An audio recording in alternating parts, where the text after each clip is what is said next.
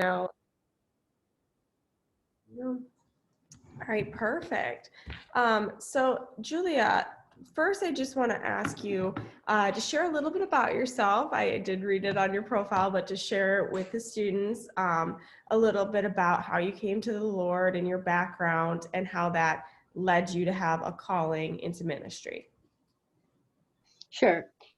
So my name is Julia Sellers. I'm from Slovakia. It's a small country in the heart of Europe, and it's part of what used to be former Czechoslovakia.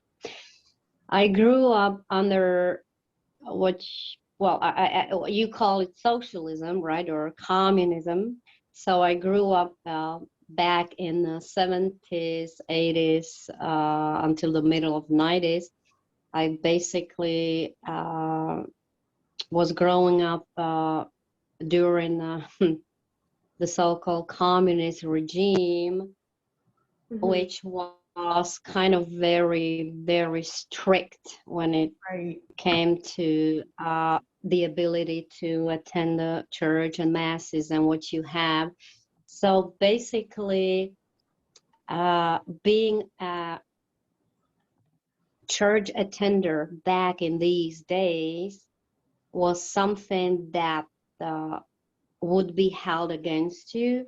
Okay. And so me and my sister basically had our first communion in a secret and secretly. So no one was supposed to know about it. My father didn't know. He was an atheist. My mother is a believer, and my father was not. And so my mother kind of was afraid to tell my father that the girls just went to the first communion and what you have. But my first calling basically happened back in 1994, and I was 23 back then, 24. Okay. And what happened was that I started to read the Bible.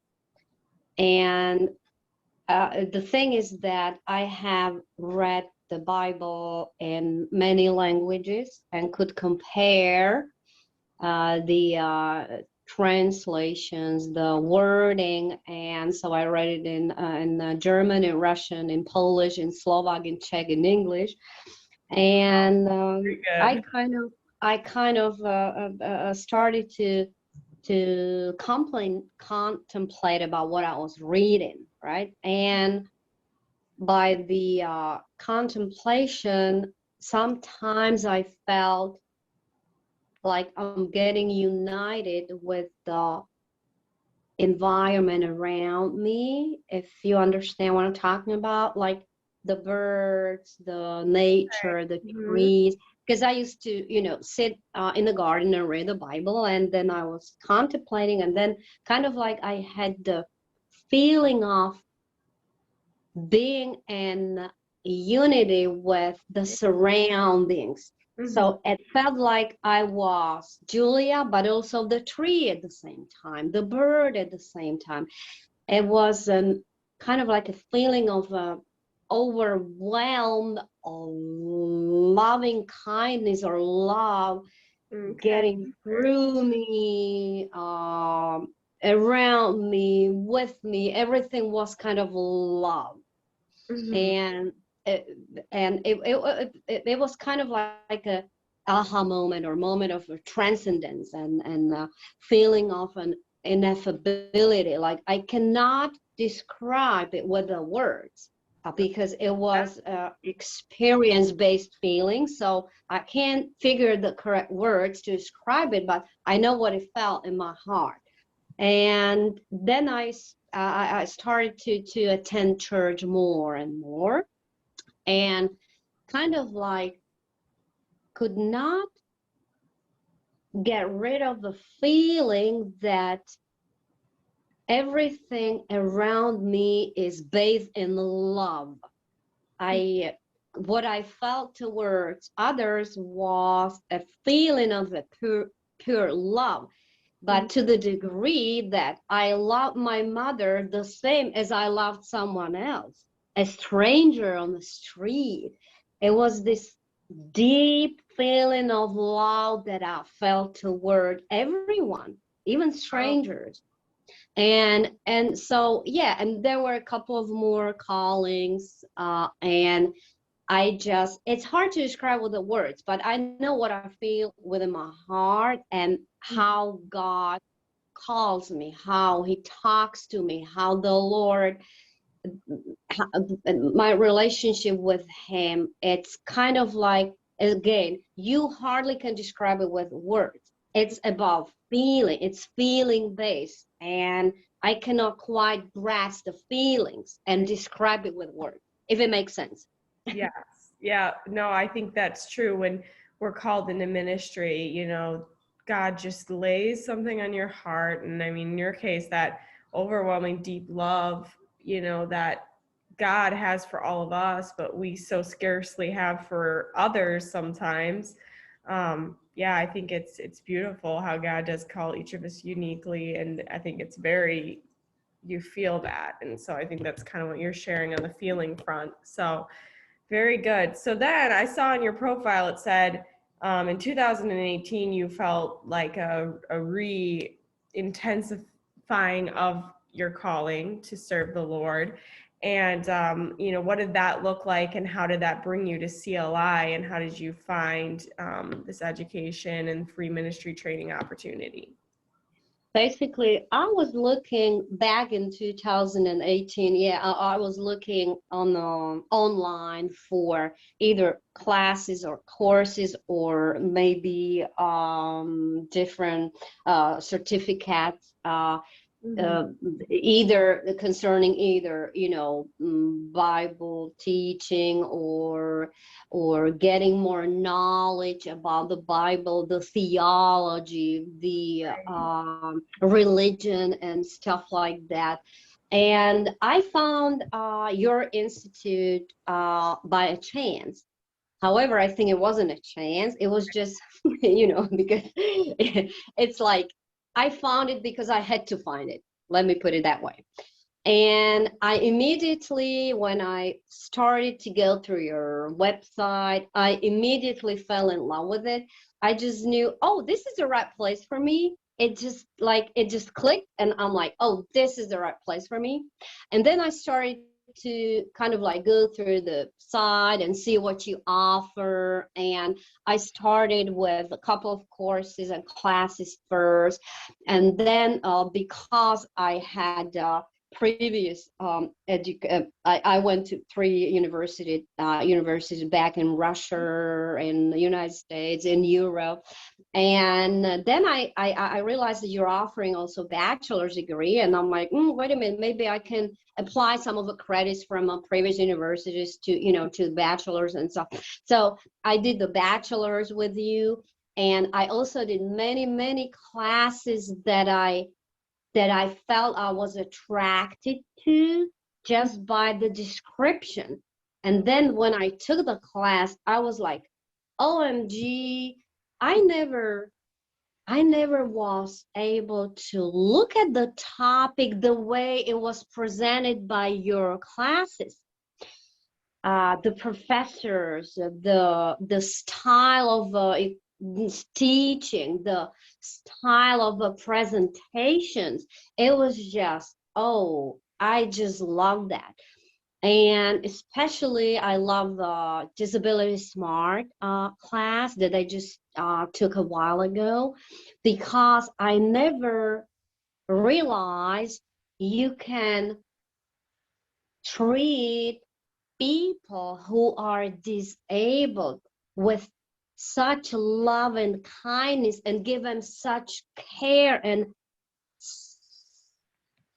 so many opportunities, the same opportunities as people who are not disabled. We don't have it in my country at all. And I was just listening to the classes with my mouth wide open, and I'm like, oh, MG, Uh, we don't have it in my country, and I feel so sorry for that because I work with autistic children myself, and I'm like, I've never seen that in my church, in my country, in my culture, never ever. Hey. The way you treat disabled people is just, I'm out of words. So, yeah. Oh, I'm so glad. I mean, and that's one of those things where it's great that you were attracted to that class, and you work with, like you said, those that have autism, and it's like, and I always think of that class with such a fondness in my heart because and I Barb, who taught it, passed away last year, like unexpectedly. So it's one of those amazing things where, like, we're going to get her in for this long time, and we finally got her in. And then shortly after that, she passed away. And so that legacy lives on in the work that she had dedicated her whole life to. And so just hearing that that class impacted you just really brings so much joy to my heart as I think about that. So. Yeah. Yeah. And we actually have Victoria did the class with her a little bit. Victoria is coming next week to record a course on a mini course on those that are parenting a child that might have some sort of learning challenge or disability or something like that, which I think would also help if you were serving in ministry in that role of maybe Sunday school or something like that. So yeah, I'm really looking forward to that, and I'm glad that's really touched you. I noticed in your profile as well that you said life coaching has been something that has kind of come into your heart as something you want to do. Can you share a little bit about the life coaching and the call that God has put on your life on that area? Yeah, well, when it comes to life coaching, I'm very much interested into life coaching concerning youth, young generation, young children, and especially those who may have some addictions or issues with addictions. And we have it a lot in my country, just a lot. And, I'm thinking to myself, young people is our future. If we have to make sure that the young people understand what's going on before they turn into adults or even old people. We have to kind of catch them while they're young and educate them and talk to them about Jesus, about God. uh, Explain to them that the highest addiction out of all is being addicted to God, so to speak. Yeah. I'm saying. So this is the addiction, which is work, right? uh, I feel like, especially in my country, young people, they're a lot into drugs or drinking,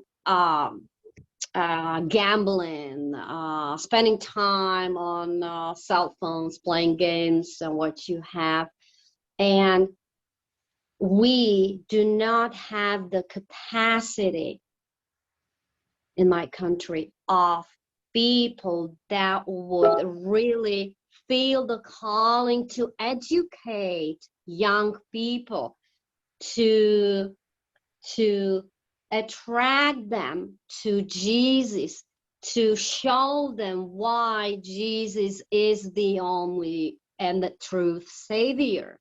And I really feel that in my country, and that's why I'm being called and attracted to do the work with young people, because I think that the young people, they're our future. And if we're responsible for them, we have to start educating them now before it's too late.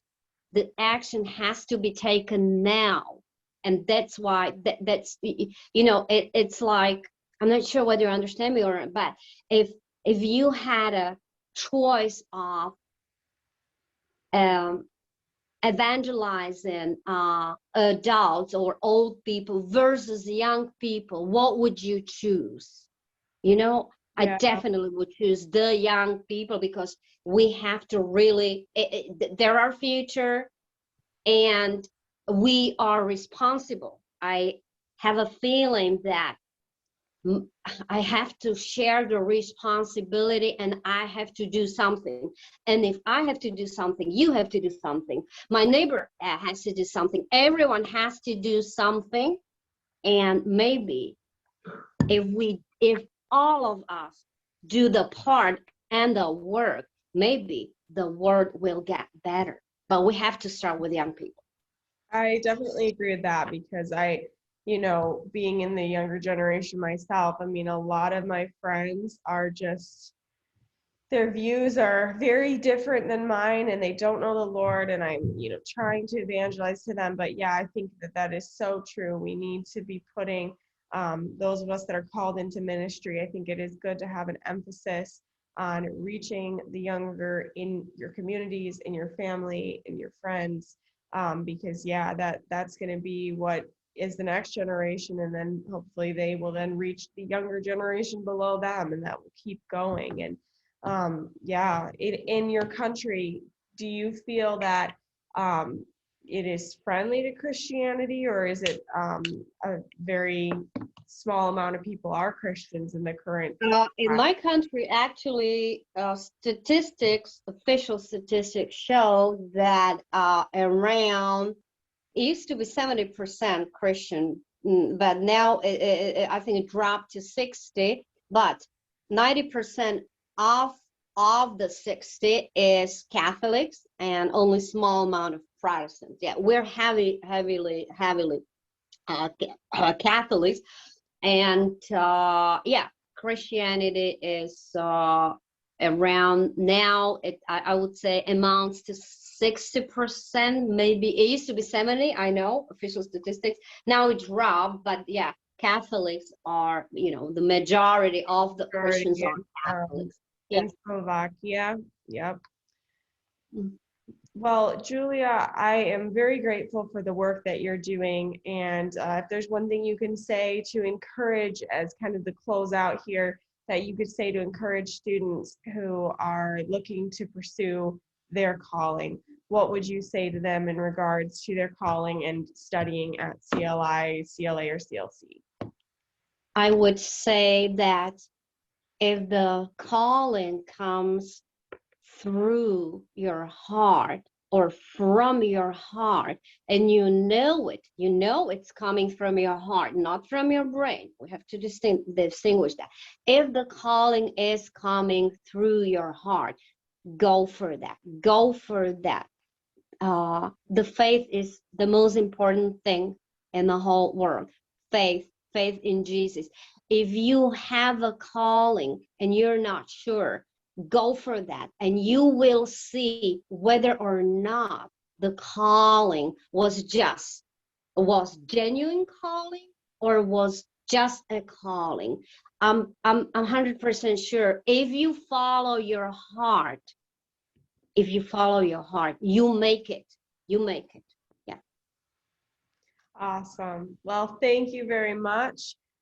Great work again on everything you've completed here at CLI. And it's beautiful to talk with graduates and see the Christ-like character and passion to serve the Lord, the competence that you have received in both your personal experiences and the training, and just, yeah, how you're moving forward to continue impacting the youth and life coaching and just serving the Lord and evangelizing. So keep up the great work. Thank you very, very much for your time today. And it's a blessing to just hear what God's doing and how he's been working in your life just a little bit. So we'll keep praying for you and keep us posted on what God does in your life. It's a pleasure. Definitely. Thank you so much for having me. God bless, and I love you all. Thank you so much. Oh, Thank God you. bless you, and right back at you. Thank you Thank very you much. Bye so much. bye. Let me know if you Bye. ever need anything. Don't hesitate. And thank you for your time. And you'll probably be seeing this maybe on the news or in some other places. So thank you, Julia. Thank you so much. Take care.